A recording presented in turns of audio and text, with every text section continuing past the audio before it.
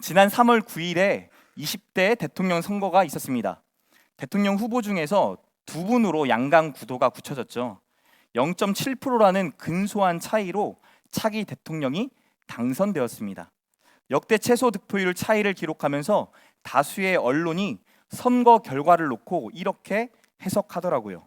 정권 교체는 실현했지만 전폭적인 압도적인 지지 속에서 이루어지지 않았다라는 부분에 주목해 봐야 합니다. 근소한 득표차는 당선인에 대해 반대하는 민심 또한 지지하는 만큼 존재한다라는 의미인데요. 당선인은 앞으로 이들의 목소리에도 귀 기울여 마음을 얻는 것 또한 최대 과제 가운데 하나가 될 것입니다 라고 분석하더라고요. 대통령이 된 이후에도요, 퇴임할 때까지 대통령에 대한 지지율을 조사합니다. 대통령의 국정 운영에 대해 지지하는 자가 있는 반면에 반대하는 자, 거부하는 자들도 존재한다라는 거예요. 한 나라의 대통령도 좋아해주는 사람이 있고 싫어해주는 사람이 있습니다. 모든 사람의 지지와 응원을 받는다라는 것이 이 땅에서 가능해요? 불가능해요? 불가능하죠. 그럼에도 불구하고 우리는 사랑받기 원해요? 아니면 거절받기 원해요? 우리는 누군가의 끊임없는 지지를 원하고 끊임없는 사랑을 받기 원하더라고요. 미움받을 용기라는 책이 참 유명한 베스트셀러였습니다. 약 160만 부의 책이 팔렸다고 하는데요. 미움받는 거에 익숙하지 못한 삶을 우리는 살아요. 주변 사람들의 시선에, 사회적 편견에, 그들이 정해놓은 문화와 정통에 우리가 혹시나 미움받을까 봐 회사에 출근한 첫날부터 눈치 보기 시작하고, 심지어 예배 드릴 때에도, 찬양할 때에도 아이들뿐만 아니라 어른인 저조차도 눈치 보게 되더라고요. 미움 받을 수 있는 용기, 이 용기도 참 중요한 것 같아요. 옆 사람에게 이렇게 고백해 봅시다. 누가 뭐라 해도 저는 당신을 지지하겠습니다. 예수님에 대한 반응 마찬가지였습니다. 예수님을 지지하고 따라가는 자들이 있었는가 하면 예수님을 거부하고 적대시하는 자들도 있었다라는 거죠. 오늘 우리가 함께 살펴볼 마가복음 3장은 예수님을 따라가는 자, 반대로 예수님을 거절하고 거역하고 거부하는 자들의 이야기가 대조적으로 계속 나옵니다. 3장 1절에서 6절에 나온 손 마른 사람은 예수님을 따랐던 대표적인 사람이다라고 마가복음의 저자는 말하고 있어요. 3절과 5절에 보니까 3절에 예수께서 손 마른 사람에게 이르시되 한가운데에 일어서라 하시고, 5절 하반절에 내 손을 내밀라 하시니 그 손이 회복되었더라 라고 말씀합니다. 그 손이 회복되었더라, 이게 무슨 말이에요? 예수님께서 자신을 고쳐주실 것을 손 마른 사람이 믿었다라는 거예요. 그 믿음으로 예수님의 말씀에 순종했더니 그 손이 회복되었더라. 안식일 회당에서 일어난 일입니다. 오늘로 생각해보면 예배하러 모인 많은 사람들 중에 갑자기 예수님이 한 중앙에, 모든 사람들이 너를 볼 수 있는 한 가운데에 가라고 말씀하세요. 그리고 그곳에 가서 일어서 있으래요.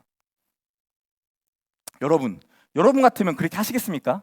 모든 사람이 나를 주목해요. 나를 바라봐요. 근데 예수님이 나를 그곳에 가라고 하세요. 근데 이 사람에게는 어떤 핸디캡이 있어요? 한쪽 손이 마른 자예요. 누가복음에 보니까 오른손이 마른 자라고 말을 하죠. 일어서는 순간 모든 사람의 시선은 어디를 향하게 될까요? 그의 마른 오른손을 향하겠죠. 길을 걸어갈 때에도, 어떤 일을 할 때에도 항상 누군가가 자기의 오른손을 보는 것 같은 마음을 가지고 있었을지도 모릅니다. 그런데 오늘 예수님께서 이 사람의 치부와 이 사람의 아픔과 이 사람의 상처인 오른손, 이 말라버린 오른손, 의학적으로는 마비가 돼버린 손이다라고 표현하기도 하더라고요. 생명력이 없이 말라 굳어버린 이 손을 많은 사람들 앞에 보이도록 일어나게 하셨어요. 그리고는 손을 내밀라, 예수님 말씀이 하시죠. 그 말씀에 이 사람이 순종을 해요. 그러자 그의 손이 회복되었다라고 말하죠. 직접적으로 그의 손을 만져주지 않으셨습니다. 말씀으로 그의 손이 고침받도록 손을 내밀라 말씀하셨어요. 말씀으로 그의 마음을 만져주셨고 그의 영혼을 만져주셨어요. 많은 사람들 앞에서 예수님이 이 사람을 고치셨다, 이 사람이 더 이상 손이 마른 자, 마비된 자가 아니라 건강한 자가 되었다라고 선포하도록 보여주셨어요. 반면에 회당에 모인 사람들 중에는 손 마른 사람을 불쌍히 여기기는커녕 그 사람을 이용하여 예수님을 고발하려고 하는 자들이 있습니다. 2절 말씀 함께 읽겠습니다. 2절 말씀. 우픈 일 아닙니까? 마른 손을 고쳐주지는 못할 망정 그의 아픔과 수치를 감춰주지는 못할 망정 분명히 손 마른 사람이 안식일에 회당에 올 거야. 그러니까 저 사람이 눈에 보이게 하고 예수님이 분명히 저 사람을 고치면 예수님을 고발하자. 덫을 만들고 꾀임에 만들어요. 안식일에 병을 고치면 자신들의 정통에서 어긋난다라는 이유로 예수님을 고발하려고 합니다. 더 엎은 것은 예수님이 그 사람을 고칠 거라는 믿음이 고발하려고 하는 그 사람들 가운데도 있다라는 거예요. 이게 더 우리를 당황하게 해요. 손 마른 자뿐만이 아니라 예수님을 고발하려고 하는 사람도 이 사람을 예수님이 고쳐주지 않겠냐라는 믿음이 있다라는 거죠. 예수님이 분명히 손 마른 사람을 고칠 거야. 그를 고칠 수 있는 능력이 있으셔. 내가 하나님이 베푸신 기적을 보면 예수님을 믿겠습니다. 하나님을 따르겠습니다. 라고 말하시는 분들이 참 많이 있습니다. 그렇게 말하면서 계속 예수님을 만나기를 거부해요. 예수님께 가기를 계속 거부해요. 그렇게 말했던 분들 중에는 예수님의 기적을 통해 하나님의 역사심을 통해 예수님을 믿는 자가 있는가 하면 그럼에도 불구하고 그 마음이 더 완악해져서 안 믿는 분들이 계세요. 그리고 또 다른 기적, 또 다른 역사를 막 요구합니다. 제가 그랬거든요. 제 중고등부 시절에 제 중학교 3학년 때 예수님을 인격적으로 수련회 가운데 만났는데 나의 모든 죄, 이렇게 더럽고 추악한 죄, 이 모든 죄를 다 아시고도 예수님이 나를 너무나 사랑하셔서 하나님의 자녀 삼으시려고 하나님과 내가 끊어진 관계를 회복시키시려고 십자가에 못 박혀 죽으시고 돌아가시고 다시 부활하셨구나. 너무나 큰 은혜이구나. 눈물로 하염없이 2시간, 3시간씩 울면서 기도했었거든요. 그때 고백했던 찬양이 나 무엇과도 주님을 바꾸지 않으리. 그러면 내가 주님과 무엇과도 바꾸지 않고 따라가야 되잖아요. 근데 어떻게 따라가요? 그 다음번 수련회 가서 예수님, 하나님 살아계시면 방언 좀 주세요. 저도 저렇게 기도해보고 싶어요. 저러면 진짜 하나님 살아계신 거 아닙니까? 내 의지, 내 힘, 내 능력과 상관없이 내 뇌 시스템과 상관없이 하나님의 일하심을 보고 싶어요. 돼요, 안 돼요? 안 되더라고요. 그러니까 어떻게 기도해요? 하나님 저에게 방언 안 주셨죠? 제발 저에게 나타나 주세요. 저에게 감동을 주세요. 하나님을 찾고 찾아요. 기적을 베풀어 달라고, 또 다른 은혜를 베풀어 달라고 하나님이 여전히 우리와 함께 하시고 일하고 계신데 믿지 않고 구하면서 예수님의 존재를, 하나님의 존재를 거부하고 이용해요. 누가 진짜 영원히 메마른 자입니까? 손 마른 사람입니까? 고발하는 자입니까? 6절에 고발하는 자들이 바리새인들이다 라고 말합니다. 하나님을 믿노라, 하나님께 절대 순종하겠노라 말하는 자들이 바리새인들이에요. 하나님께 누구보다도 강한 종교적 열심이 있던 자예요. 율법을 지키고자 그 율법을 더 쪼개가지고 자기들의 정통을 참 많이 만들어 그 정통을 끝까지 지키고자 애썼던 사람. 월요일과 목요일은 금식하는 날로 정해서 하나님께 온전히 금식하려고 발버둥 쳤던 사람. 시간을 정해서 하나님께 기도하기를 힘썼던 사람. 누구보다 종교적 열심이 정통을 지키기 위해 애썼던 자들입니다. 그들의 종교적 행위도 열심도 어느 누구가 쉽게 정지할 수가 없어요. 그런데 그들이 사람을 이용하여 자신들의 목적을 이루고자 지금 악행을 저지르고 있고 사람들마저 상실돼 버린 영혼이 메마른 자처럼 살아가고 있다라는 거예요. 사랑하는 성도 여러분, 우리가 신앙생활 하면서 그럴 때가 있잖아요. 내가 하나님을 향한 열심이 있었고 열정이 있었고 뜨거운 마음이 있었는데 이 열정과 열심이 때로는 누군가를 아프게 하고 누군가를 상처 주게 하고 누군가를 이용했던 순간들이 있어요. 저도 그랬어요. 저도요. 앞에서 고등학교 1학년 때부터 찬양인도 했거든요. 몇백 명의 성도들을 앉혀놓고 찬양인도 하면서 참 열심히 준비하고 참 열심히 마음을 쏟았어요. 한두 시간 연습한 게 아니라요.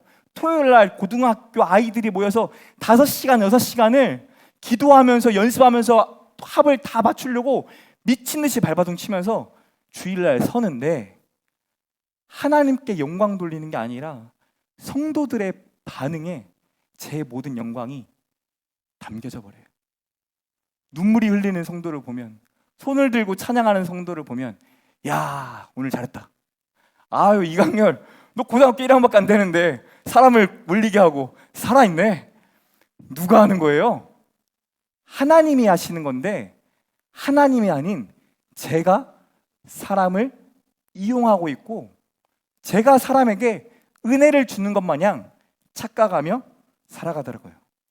5절에 예수님은 그들의 완악함을 탄식하사 노하심으로 그들을 둘러보셨다라고 말합니다. 그들도 하나님의 백성이고 하나님의 자녀인데 예수님 보실 때 그 바리새인들이 얼마나 안타까우셨을까요? 그들의 완악함이 얼마나 슬프셨을까요? 예수님의 노하심이 조금 이해가 되십니까?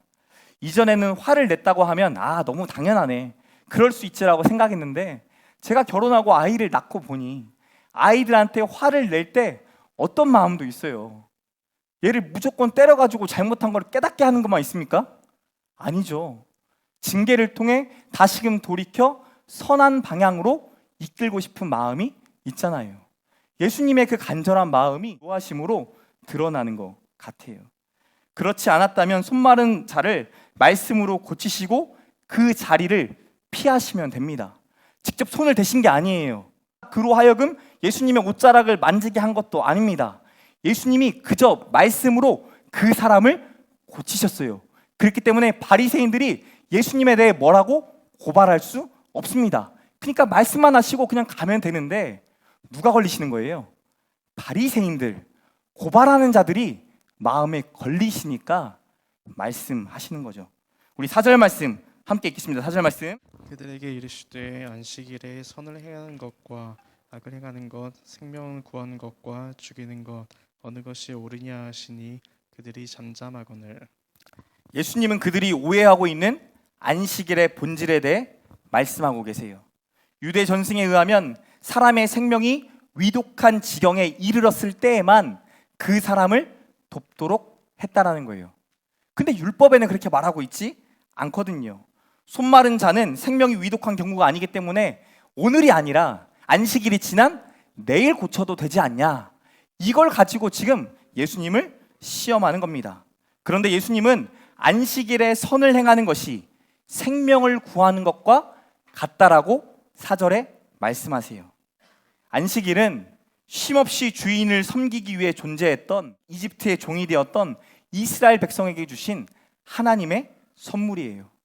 출애굽을 통해 자유인이 되게 하셨고 쉼을 한 번도 경험하지 못했던 자들에게 하나님이 안식일을 지정해서 쉼이라는 것을 가르쳐 주셨어요. 직접 쉼은 이렇게 취하는 거다라고 말씀해 주셨어요. 비인격적인 주인이 아니라 우리를 사랑하시는 하나님, 그 유일한 주인에게 예배할 수 있도록 한 날이 안식일이라는 거예요. 안식일은 원래 하나님이 이스라엘 백성에게 베푸신 선이었습니다. 바리새인들을 바라보시며 말씀하시는 예수님이 안타깝게도 들리지 않아요.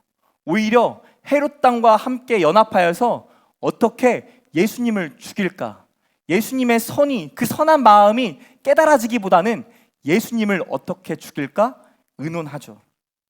율법을 지키고 자신들의 정통을 지키기 위해 누군가를 악용하고 예수님을 죽이려고 의논하는 악을 행하고 있다는 것을 그들 스스로 깨닫지 못합니다. 자신들은 선을 행하고 있다고, 생명을 구하고 있다고 착각하고 있는 거예요. 오늘 저와 여러분에게 예수님께서 이렇게 질문하십니다.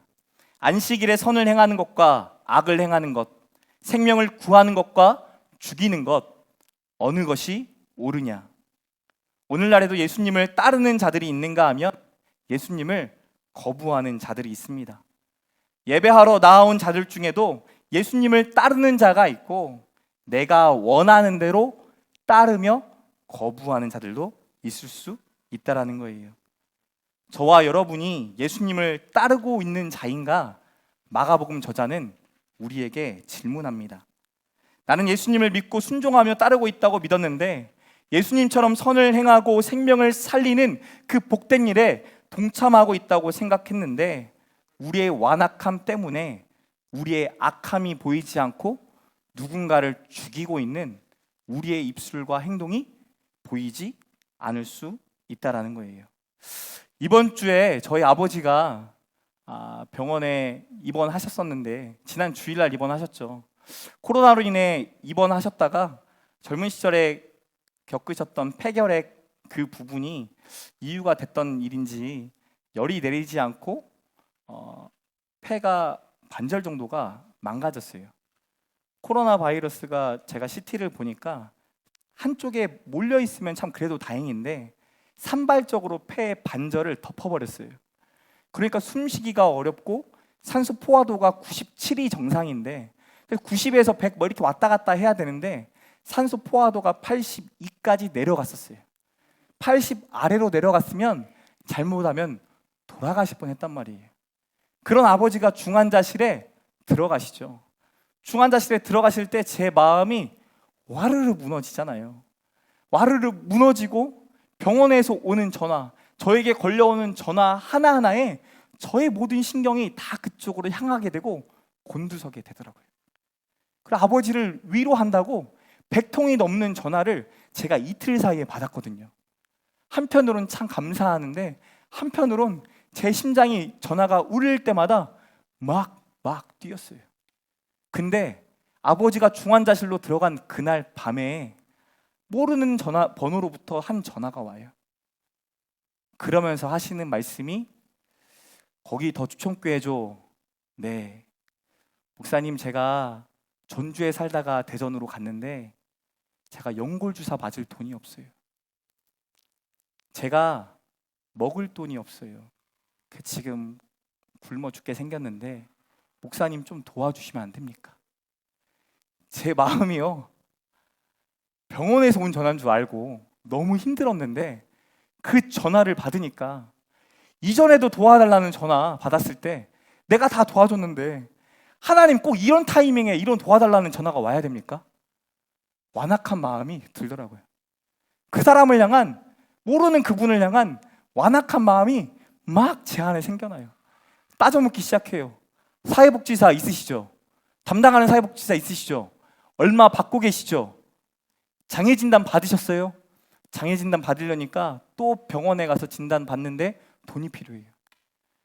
이런저런 따지면서 제가 물으면서 이야기를 하다가 예전에 도와달라는 전화가 교회를 세우고 난 이후에 막 왔을 때가 있어요.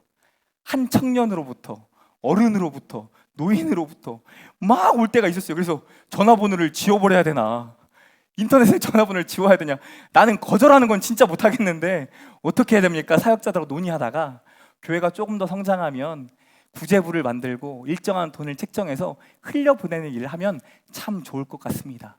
그러고 난 이후에 도와달라는 전화 안 왔었거든요. 근데 왜 하필 우리 아빠가 하나님의 도움이 필요로 할 때 모르는 사람으로부터 도와달라는 전화를 받냐고요. 내 심장이 벌렁벌렁 거리면서 전화기를 기다리고 있는데 그런 저에게 왜 이런 전화가 오냐고요. 퉁명스럽게 말하고 있는 제 마음에 예전에 하나님 누군가가 도와달라고 할 때 거절하지 않는 자가 되게 해주세요. 하나님 이 땅에서 교회가 희망이고 무모한 도전을 할 수 있는 무한 은혜를 주세요라고 고백했는데 얼마 전에 나눴잖아요. 2주 전에 나눴잖아요. 그랬는데도 불구하고 완악해서 그 사람에게 따지면서 마치 심판하듯 정죄하듯 악한 완악한 마음을 내가 그 사람에게 표현하고 있더라고요. 죄송하더라고요. 그러면서 묵상한 말씀이 뭐였냐면, 마지막 때에 임금이 심판하실 때 내가 굶주렸을 때 나를 먹인 자, 내가 헐벗었을 때 나를 입힌 자, 내가 홀로 있을 때 같이 있었던 자, 그들이 내게 했던 것을 기억하겠다라는 말씀을 묵상하게 됐어요. 예수님, 저는 그렇게 한 적이 없는데요, 누가 그렇게 했습니까?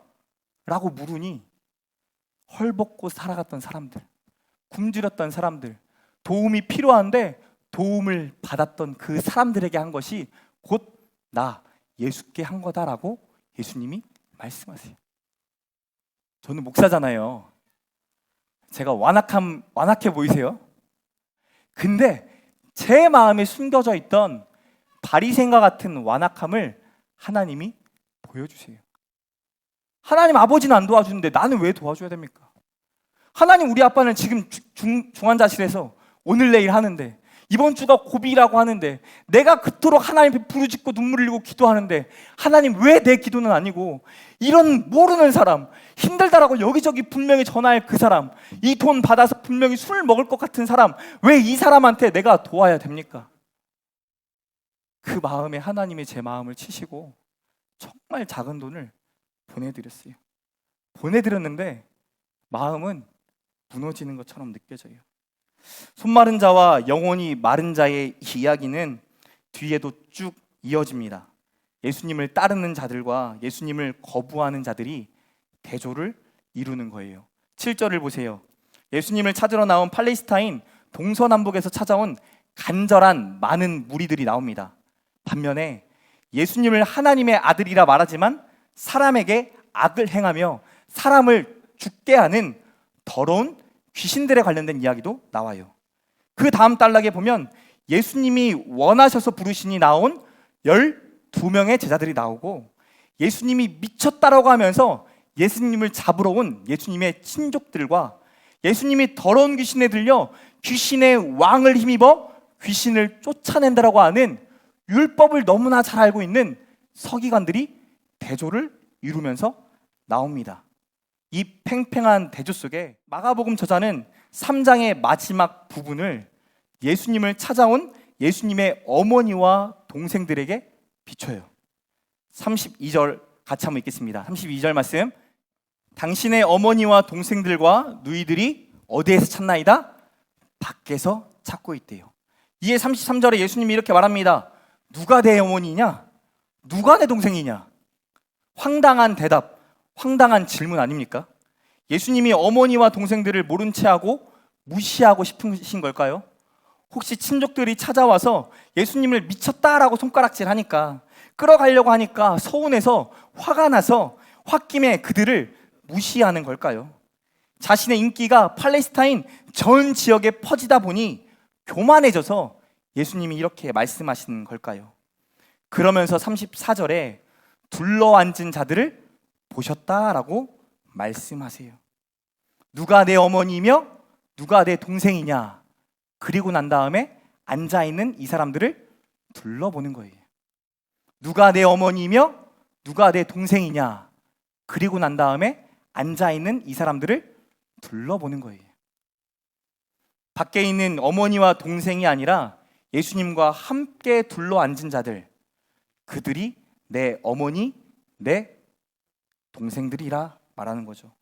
8절에 유대와 예루살렘과 이두메와 요단강 건너편과 또 두로와 시돈 근처에서 온 무리들입니다. 팔레스타인 동서남북 각지에서 온 사람들입니다. 유대인들만 모여 살았던 지역에 살았던 사람들도 왔고요, 이방인들끼리만 모여있던 지역에 살았던 사람들도 왔고, 유대인과 이방인이 섞여 사는 지역에 살았던 사람들도 지금 그 자리에 있습니다. 예수님이 하신 큰 일, 그 큰 일을 듣고 나온 무리들이 지금 모여 있는 거예요. 병으로 고생하는 자신을 예수님이 만져주시면 병 고침을 받게 될 거다라는 믿음을 가지고 나온 무리입니다. 손 마른 자처럼 예수님께서 말씀하시면, 믿음으로 순종하면, 일어나면, 손을 내밀면 역사하실 거다 믿는 자들이에요. 예수님은 밖에 있는 어머니와 동생들이 아니라 예수님과 둘러앉아 있는 그들이 내 어머니이며 동생이다 말씀하십니다. 그들은요, 자신의 문제로 어떤 선한 일을 할 수 있는 사람들이 아닙니다. 누군가의 생명을 구할 수 있는 능력을 가진 자도 아닙니다. 하지만 예수님은 선하십니다. 예수님은 우리에게 생명을 주시는 분이십니다 라고 고백하는 예수님의 제자들 가족이라는 거예요. 그러면서 마지막 35절에 이렇게 결론을 내죠. 35절 말씀 함께 읽겠습니다. 시작.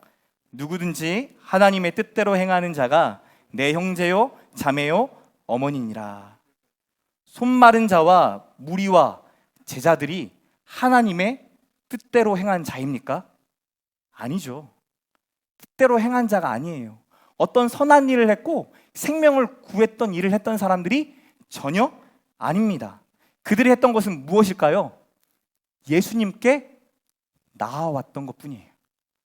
그저 나아왔더니 하나님의 선하심, 생명을 주시는 은혜를 경험했다라는 거예요. 하나님의 뜻대로 뭘 하지 않았음에도 불구하고 예수님이 나아온 그것만으로도 너는 내 가족이다, 그들의 믿음을 보시고 너는 내 뜻대로 행하는 내 가족이다 말씀하신다라는 거예요. 그런 그들을 선을 행하는 자로, 생명을 구하는 자로, 하나님의 뜻을 행할 수 있는 자로 만들어 가시겠다라고 제자들을 부르실 때 14절, 15절에 말씀해 주셨어요. 우리 14절, 15절 말씀 같이 읽고 말씀을 마치겠습니다. 14절 말씀, 15절 말씀 함께 읽겠습니다. 시작. 이에 12를 세우셨으니 이는 자기와 함께 있게 하시고 또 보내사 전도도 하며 귀신을 내쫓는 권능도 가지게 하려 하심이로라.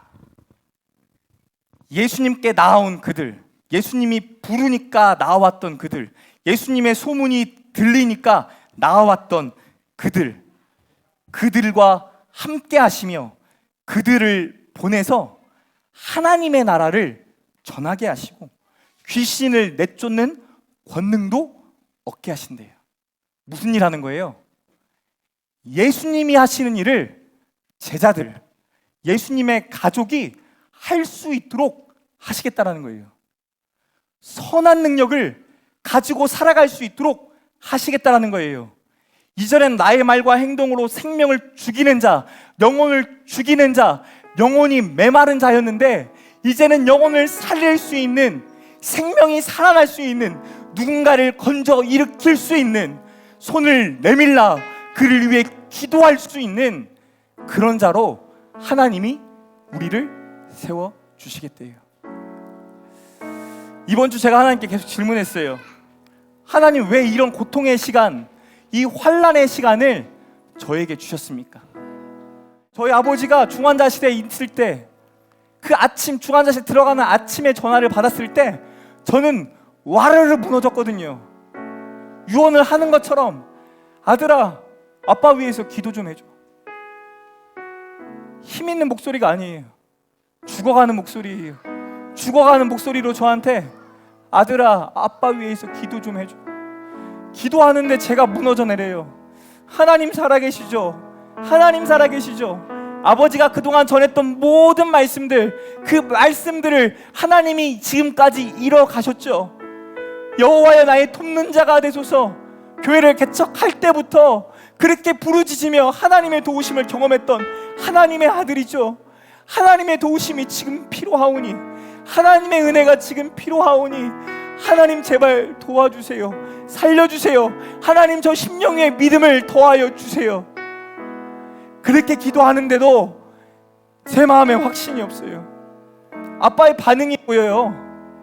아빠의 눈이 보여요. 아빠의 망가져 있는 얼굴이 보여요. 여기저기 붙어있는 전자기기들이 보여요. 하나님이 보이는 게 아니라 그게 보여요. 하나님 질문해요. 하나님 왜 이 시간을 주십니까? 왜 제게 이런 시간을 갑자기 주셔서 왜 이런 기도를 제가 지금 해야 하고 아빠의 마지막 유언도 들을 수 없는 이 상황을 직면하게 하십니까? 하나님 이 시간을 통해 제가 어떤 하나님의 선하신 뜻을 발견해야 합니까? 그리고 아버지의 설교를 들어요. 2월 27일 아버지가 설교했던 마가복음 9장 말씀을 가지고 들으면서 다 요약해요. 요약하고 요약한 내용을 아버지가 마음을 완강히 잡을 수 있도록, 완악한 마음이 아니라 완강히 하나님의 말씀을 붙잡을 수 있도록 요약해서 보내면서 아빠 선포한 거 거짓으로 선포한 거 아니잖아. 하나님 살아계신 거 지금까지 경험했잖아. 20대 때 이미 죽었어야 될 사람을 하나님이 기적처럼 한 달 만에 살려주셔서 하나님의 일 사명 감당했잖아. 아빠가 선포했던 거 아빠가 증명해야지. 살아계신 거 아빠가 증명해야지. 아빠 힘을 내. 카톡으로 막 쉼없이 보냈어요. 그랬더니 1시 반에 중환자실 들어가는데 1시에 아버지가 전화가 오세요. 아빠 이제 들어가. 걱정하지 마. 엄마 맡길 테니까 부탁해. 목소리가요, 죽어가던 목소리에서 갑자기 살아난 목소리로 확 바뀌었어요. 그때 제 안에 있던 모든 두려움은 사라지게 하고 하나님의 말씀들이 막 믿어져요. 막 그 말씀들이 막 깨달아져요. 제가 물으면서 뭐 했어요? 하나님께 나아갔던 것 뿐이에요. 하나님께 나아갔더니 하나님 저에게 말씀해 주시고 그 말씀이 믿어지게 해주셔서 그 이후로부터는 감사함으로 기도하게 돼요. 감사하는 게 쉬운 일입니까? 내 부모가 하루아침에 갑자기 죽어가는데, 내 부모가 갑자기 일반 병실에다가 중환자실로 막 옮겨가는데, 이번 주가 고비고 3일 안에 죽을 수도 있다는데 감사가 안 돼요. 근데 하나님이 제 입술을 변화시켜서, 완악한 마음을 변화시켜서 감사의 입술로 바꿔가기 시작하시고, 이렇게 애통하며 이렇게 슬퍼하며 아파하는 성도들의 마음을 보게 하세요. 그래서 이 부족한 종으로 하여금 특세 기간 동안에 저희 아버지만을 위해서 제가 부르짖었던 게 아니라요, 우리 성도들을 위해 부르짖게 하셨고, 아버지와 함께 있는 중환자실에 있는 환자들, 그들의 가족들, 그리고 그들을 위해 사명감을 다하고 있는 의료진을 위해 간절한 마음으로 기도하게 되더라고요.